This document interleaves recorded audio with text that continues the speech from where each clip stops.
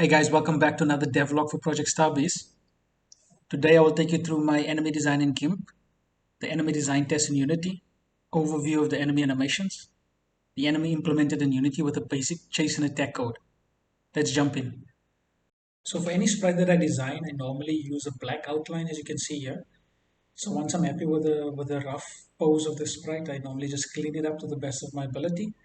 And then I would use the base color to just fill in the entire image, which makes it a lot easier to design. So they have indicated that the light will basically shine from the top as well as from the front. So that will help me to shade the creature correctly. Um, and now I'm just adding small details. Here you can see that I'm using the alien as a reference point for designing my creature. In my opinion, the alien is one of the most iconic aliens or creatures in all of movies or games. The big difference though between the alien and my creature is the alien has more of an exoskeleton on the outside, and my creature has got basically a combination of muscle and bone. Here you can see that I'm just highlighting all of that musculature with small lines, in addition to highlighting the rib cage as well as by the pelvis area. So once I do the shading, it will stand out a little bit more, and I think it's going to look a little bit better in terms of the overall design. Now I'm starting to shade the enemy. This dark blue color is basically the the base layer of the shade, the initial shade, and I normally use between 2 to 3 different colors to shade the all of my sprites. I just feel it gives a little bit more dynamic feel to the look of the sprites. Otherwise, it will look very flat in my opinion, if you use less colors. Um, and this color that I'm using is representing the areas of the sprite that is further away from the light source. Because the light is coming from the front, the bottom of the arm and hand or the claw will not have any light on it, or will have a lot less light, which means that those areas will be a little bit darker.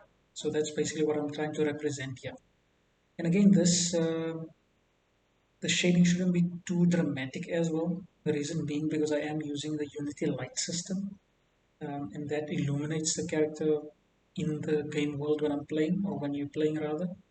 So it should just be enough light to give detail to the character, to make so it doesn't appear to be too flat. So now I'm just adding tiny details, and basically these pixels that I'm adding into the shaded area, because the creature is organic creature, or made of organic materials. It should never look too perfect, too symmetrical. There should always be like imperfections, whether it's on the skin or the overall design.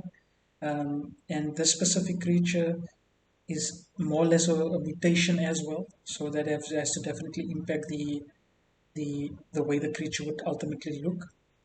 This is my last layer of shading. So now I'm basically just representing the areas of the body that is again facing towards the light. However, it's a little bit brighter than the base layer. And initially I started out, it was a little bit too bright. So there I've just decreased the brightness, made it a little bit more dark. Now we're coming towards the end of the initial design. I'm starting to be pretty happy with the overall look. And once I've just added these final touches to the creature, I will export it as a PNG from GIMP and then import it into Unity. Now this is Unity. Now I'm just placing the character sprite in the game scene.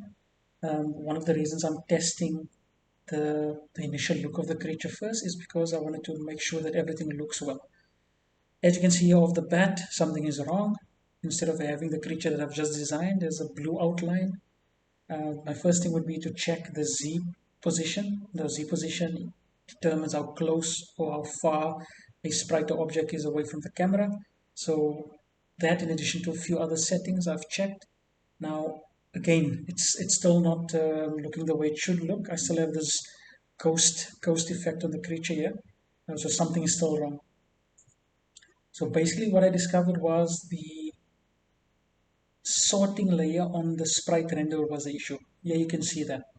So basically what happened was two images were on the exact same layer and on the exact same location within the scene. What happens, it creates this ghostly image. So I fixed that. this is exactly what I wanted initially.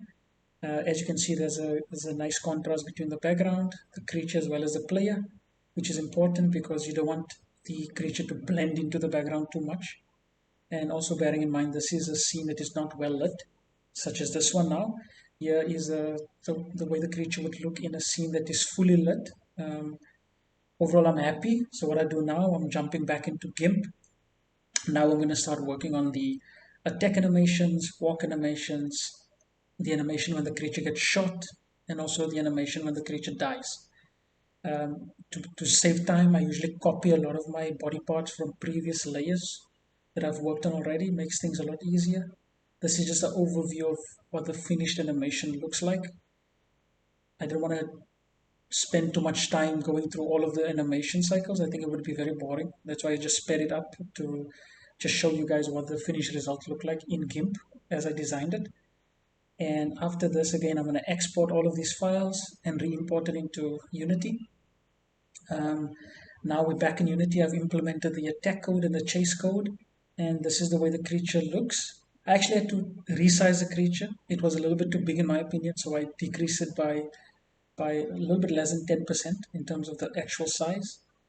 So I'm happy with the way it looks. Again, that death animation fires a little bit slowly there, so I need to work on that.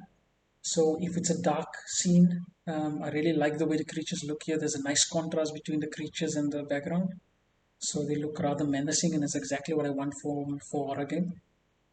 And that is it, guys. Thank you very much for watching my video. Please like and subscribe. And if you have any feedback, please leave a few comments down below. And I'll catch you guys in the next video.